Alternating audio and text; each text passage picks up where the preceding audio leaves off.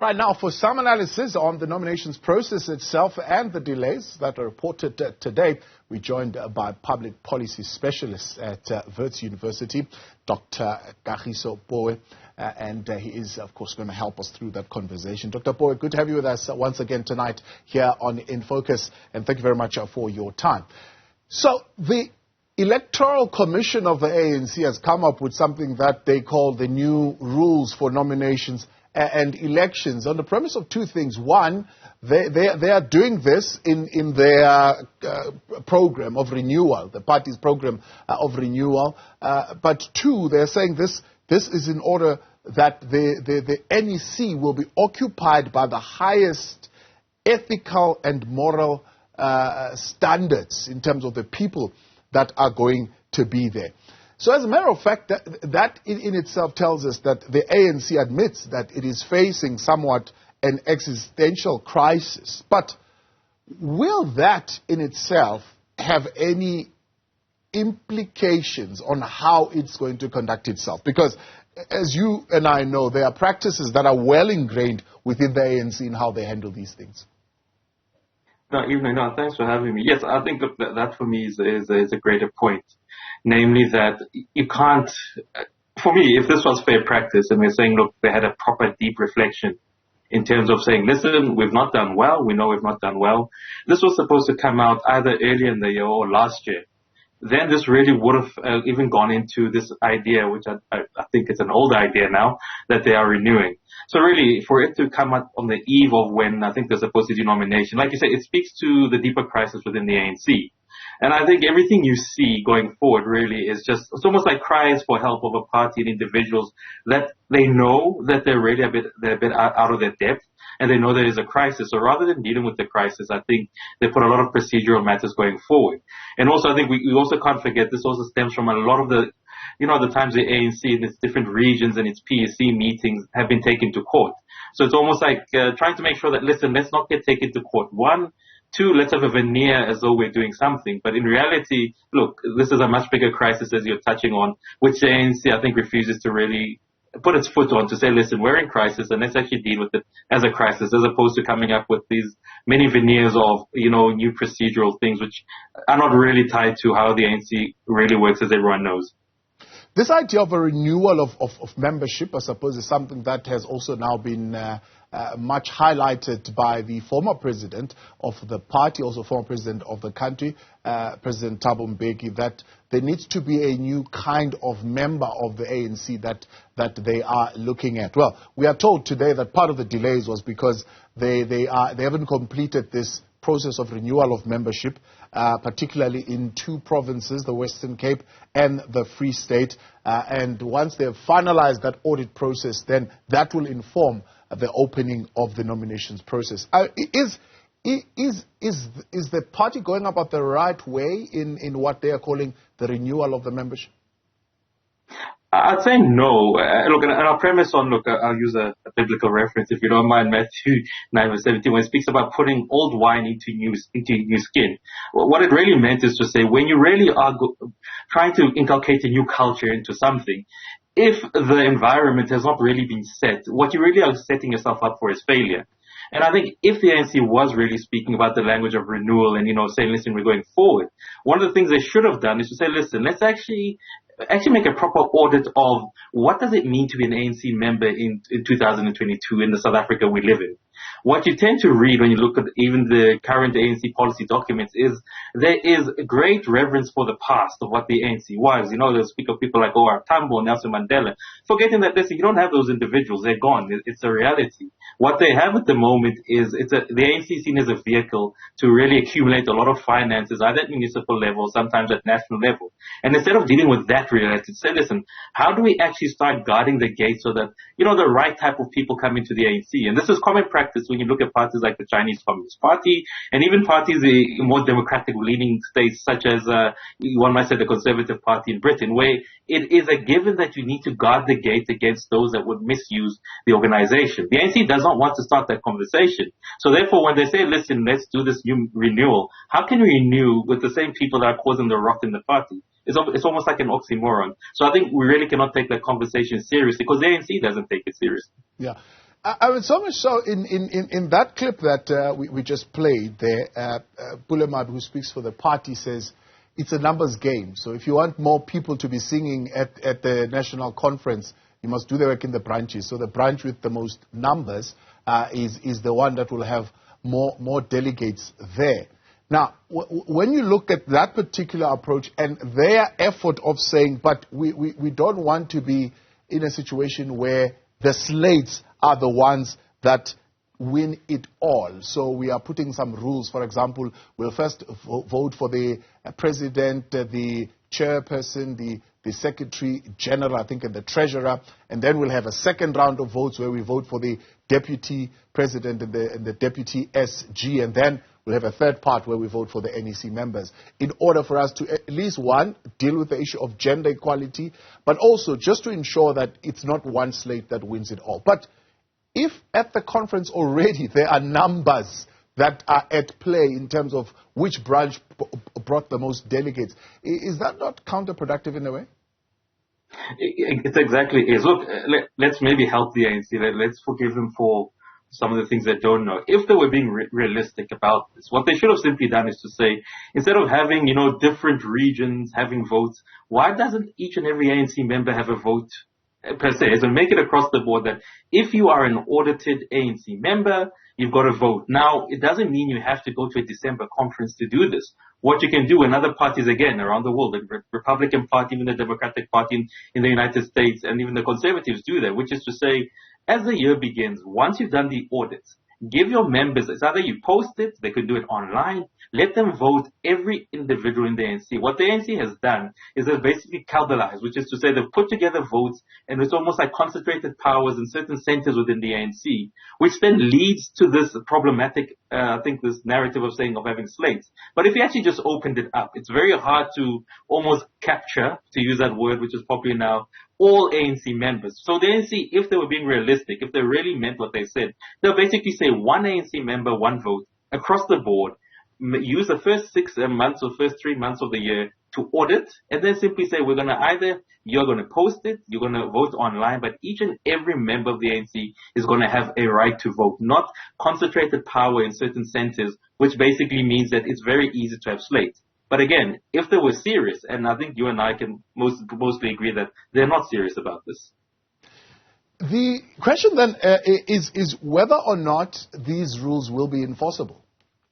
Because, I mean, for example, take the rule that says they are not going to be supporting negative campaigning. In other words, certain groupings that would be negatively campaigning or at least spreading malicious content about other leaders who are campaigning or other candidates. And they are saying, well, the candidates themselves must control the behavior of their supporters. I mean, as a party, they're saying they might not be able to enforce these rules, but you as a candidate control the people that are going to be supporting you. Well, that speaks to, I think, the lack of instruments within the ANC to be able to control its own members. For instance, how do I control, let's say fictitiously make an example, I live in Northwest Province. How do I control what one of my members would say in the Eastern Cape? It actually makes no sense at all. And again, it speaks to the fact that the ANC has never really wanted to discuss the issue of succession planning and actually putting in place the right types of, the right types of environment where you can say, listen, how do we openly and properly and maturely speak about the fact that, listen, X individual wants to become president of the ANC. Let's actually have that discussion. Let's see what would happen. They don't really want to do that. In the absence of that, you'll get all these weird, I think, rules that they're coming up with. And also, what is the definition of negative, campaigning? If I say, look, you are representing, and this is what they normally do, white monopoly capital, what if I feel offended by that? Is that negative campaigning? So again, it's always, instead of dealing with the real problem, they go around, they come up with these very convoluted and words that really don't have any meaning at the ground level. And instead of actually addressing the key problem that they're struggling as a political party and entity. Is it a misnomer that they will be getting rid, or at least maybe turning the tide on vote buying, which is something that they are saying they are strongly opposed to in these rules, where a lot of money, for example, in Nasrec is said to have been used. Hence, it's led to things like the unsealing of the sealing of the CR17 bank statements and a campaign for them to be unsealed. How will they be able to handle this? Because part of what happens in these campaigns is the fact that people travel, as you put it, either to Eastern Cape, to Limpopo, to Mpumalanga, to lobby. There are rallies and all sorts of things that are being held, which all of them require money. No, it's exactly it. Look, if you read the ANC policy documents, which came out, I think, 2 or 3 months ago, they're very silent on that issue. So if they as a party are silent at one of the most critical junctures where they're discussing policy, and again, it's good that you highlighted the fact of the CRC 17 files being shut down. Even above that, all the years that the ANC members have been campaigning, they never discussed this and put it in an open platform. So if this thing, which everybody knows is happening, but the ANC does not want to address, happens, how then are they actually going to stop this malpractice from happening? I just simply see it as something where they really are trying to look as though they are cosmopolitan, they're up to date, they know what's happening. But in reality, they really don't want to address this issue. And again, it's the fact that they don't really want to open themselves up for proper criticism to say, listen, post-1994, we've not done a great job of being a modern political party. We still operate as as a spaza store, for lack of a better word. Nothing wrong with spaza stores. But they don't quite understand the South Africa they're dealing with and the individuals they're dealing with. And in the absence of that, this practice of whether you buy votes or you don't buy votes is going to be continued. And I think this really just speaks to the fact that there are no proper structures and systems within the ANC. As we're hearing that only now they're auditing. How do you audit now? What's been happening? All these conferences where people have been going, have they not been audited? Here's a question that maybe you will help us answer. How do you not sow divisions when already there are provinces that have pronounced on the second term of President Cyril Ramaphosa while others are nominating somebody else? I know. I think the idea of sowing divisions it's a foregone conclusion. Those things have gone on. I think if they were being serious, the question they should be saying is, how do you, not so much control, but how do you allow for contestation, understanding that people have their different preferences, and then saying, listen, rather than you making a song and dance about this, come to a platform which the ANC can organize in their own right and actually explain why are you actually putting this person forward. Because I feel that as South Africans who are not ANC members, this is where we're shortchanged. They make this discussion, okay, why are you putting forward the president? What is his track record? So for me, it almost seems as though, as in people who are just being driven there. There is no thinking as to say, okay, why are you putting this person forward? So for me, a way of maybe, I'd rather say not getting rid of division, but rather controlling it and then allowing it to become something which we can all critically engage with, is to say, listen, as you put your person forward, X or Y, whoever he or she may be, also give at least 5 justifiable reasons why you're putting this person there. Have they done well with the economy? Things like that. And if you don't do that, what you simply are doing is you're just shouting and saying, no, this person. But I think this is in a way that kind of makes the ANC look rather quite foolish. And then there's the question then of gender representation and the rules saying they will guarantee at least that NEC will be 40% populated by females. Is that another attempt of them trying to look a little bit more cosmopolitan? I think this is a tough one. I think everybody agrees that, listen, you do need more female representation in politics. It's a given. It goes without saying. But in a way, in a transparent or in a democratic process, if you're already telling me that, listen, as I am voting, I'm already telling you 40% is going in this way. Is it really something which is democratic, or it's almost as though you're saying, listen, you can have any other car you want as long as it's blue or half blue. So I think this idea, while noble, and I think we always need to commend the ANC for this, that at least they do actually advance the idea. What I would really like is for them to actually have a proper discussion with his own membership to say, listen, is this really something we as a party wholesale can say we're going to practice, even though we know that certain people don't like it within the party? So I think it's a tough one where we can say well done to the ANC for putting it forward. But I think I'm not being controversial in saying this. It's a bit anti-democratic because you're then simply saying, look, I'm already telling you where 40% of your vote is going to go in terms of a gender. And I think that's a bit problematic in a process where you say it's democratic. Yeah. And I suppose the big question, will this change their fate in terms of their electoral position in 2024? Because I suppose this is why they're doing this. if indeed they are able to successfully implement any of these rules as they say they want to implement them, will that in any way change their fate in terms of their electoral position in 2024? Look, I think the majority of people who are watching your show are of a certain age where they've voted multiple times in national elections, and we've seen the ANC go to conference multiple times. The question I'd ask is, have you seen any difference? Therefore, this doesn't really do much. I think, and again, you even look at the process, how it's going forward. There's nothing substantive about the way the ANC is engaging with its members in South Africa in general, which tells me things are going to change. For instance, when these individuals are going forward, what criteria is being used to put them there? Look, I spoke earlier on about, where the economy is, where state-owned entities are, and where we are in terms of SADC and some of the eruptions we're seeing. How many of these individuals can come on a platform and say, listen, my vision for the ANC in South Africa is X and Y? All of them, they basically are outdated. None of them are going to give you anything pertaining to a vision for this country. So if that's the case, look, they can do this 100 times over. I can guarantee you, going into 2024, I'm not going to say whether they're going to win or lose, but I don't think it changes the material condition many South Africans are going to really face, because they themselves don't really know how to actually address many of the problems they're doing. So to answer the question directly, does this change anything for 2024? Not really. Maybe it's just going to change the pictures that might be on posters, but in terms of substantive issues that you and I and many South Africans are facing, I doubt that the ANC in its current format has the leaders to do anything about it. Talking of pictures on posters, and you raise a very interesting question. You want to venture your own opinion on which candidates appear in the ballot box and what's the criteria? Many South Africans asking that question. So what is the criteria? I mean, as you put it, what determines that Oscar Mbabuyane must be deputy president and Cyril Ramaphosa must get second term, or Gwede Mantashe must come back as the chairperson? What is, in your opinion, the criteria that determines who gets to make it on that ballot box? I'll answer it in two ways. I'll say how they do it, and I'll tell you what should be done, if that's fine.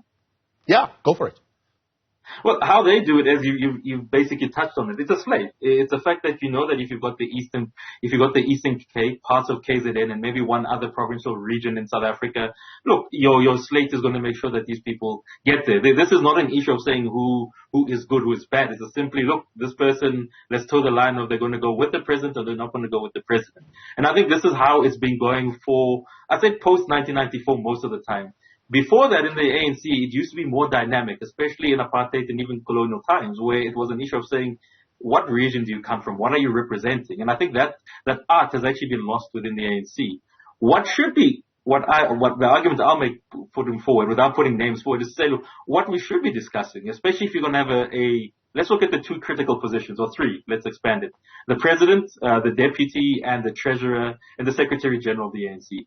What the ANC needs as a Secretary General is somebody who's actually very good at organizing the party and making sure that, listen, as a party, they basically have broken down. We've seen that at the moment that they don't really have a proper Secretary General. Their branches and regions are a mess. They've not been able to give new ideas to say, listen, maybe we should move away from putting votes into a region. Maybe we should start auditing members to say, listen, you need some level of having spent time in the ANC before you actually become a full member. So for the Secretary General, you need somebody who's brilliant with administration, able to actually audit what's happening within the structures of the ANC, and actually have the power and almost the moral compass to be able to say, listen, I believe if the ANC is going in the wrong way, this is the direction I'm going to put. And you can quiz me on my actions, but you're not going to quiz me by saying, no, this person is representing X structure or X faction. Regarding the issue of the deputy, look, you actually need somebody who you're going to put forward for 2027. Not somebody who really should be in the discussions about 2024. I mean, 2030, I think that's the next big elections. And the reason I say that is to say you really almost need to say, listen, by the time we get there, just looking at what the current status say and where numbers are, we're going to need somebody who is dynamic, somebody who's got the trust of not only the public sector, but also the private sector, and also somebody who's going to have to take, controversial decisions, which traditional ANC voters and even voters might not like. One, the issue of having a sterner approach to the border. The issue that, look, you might have to open up yourself more to the private sector. And thirdly, look, you might have to just then make those wholesale decisions to say, listen, the ANC can no longer be a party of 1 million members. What we need is 500 fresh, people who are not tainted, able to really understand what the modern economy, where the modern South Africa is, and actually able to input into that. And maybe have someone who's willing to say, listen, we need to get rid of provinces. So for someone like that, you really need somebody who's quite exceptional to be your deputy. Not just a number, not just somebody you're going to put into cabinet and they're going to sit there and we're going to wonder what they're doing. And lastly, look, what we need is, I'll make the argument is we need an administrative president at the moment. Someone who is really able to understand how government is supposed to work. The current president, and this is just my personal view, I don't think he's been up to task with understanding how government works. He's a very nice guy. He really wants to consult. We don't need someone like that at the moment. We need somebody who's going to say, listen, 3 priorities. It's the economy. It's bridging the divide between township South Africa and rural South Africa. It's about getting the private sector to reinvest into South Africa. And you only need this person to serve 1 term. Right. Don't go for another term. Just do these things and also get your house in order. Make those tough decisions which ANC members and voters are not going to like. Really get out of the idea that this liberation, you're no longer a liberation movement. You need to be a modern political party. So that's the criteria I would put down for those 3 critical decisions, those 3 critical positions. Right. Unfortunately, I doubt the ANC is at that level where they want to have that type of debate. Yeah, the way that you've put those criteria, I doubt they're at that point, actually, in terms of how they see the party. But Dr. Pooe, appreciate your time, and thank you very much for your analysis and coming through tonight. Dr. Kagiso Pooe, public policy expert at the Wits School of Governance.